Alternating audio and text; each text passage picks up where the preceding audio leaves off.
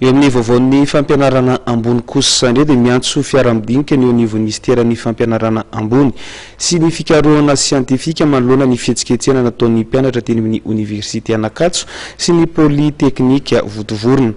Ho an'ny ministera dia tsy vahaolana ny fampiasan-kery sy ny fanakorontanana. Vola Ravavy sy Tsirakoto Arsan Atrany.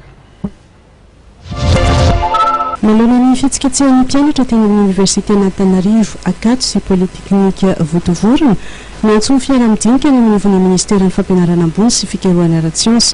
Tsy vahaolana hoy ny ministera ny fanakorontanana sy fampiasan-kery araka ny fanambarana nivoaka androany. Mikasika ny famahana ny olona CSS misy androany fifampijiniana teo amin'ny ministeran'ny fampianarana ambony sy ny fikarohana ara-tsiansy ny mpampianatra mpiaroko amin'ny CSS niaraka tamin'ireo mpampianatra mpiaroko ary ny ministeran'ny fitantanam-bola sy ny teti-bola ho toy izay efa nitanterahana tamin'ny 9 janoary 2024.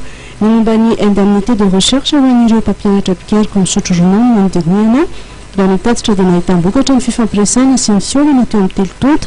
Nanana solitena roa atao anatin'ny dinika ny mpampianatra mpiaroko misotro ronono nahitana ny profesora Rabe Armanana Gabriel ary ny profesora Normalala Raminso. Raha ny fantatra dia isan'ny fanatsarana entina amin'ny andiany faha-efatra amin'ny didim-panjakana 7,780 bara 7,900. Mikasika ny famaritana ara-teknika ny asa fikarohana tanterahan'ny mpampianatra mpiaroko misotro ronono manomboka ny alarobia 17 janoary avy izao any fanombohan'ny asa fanatsarana io lalàna io.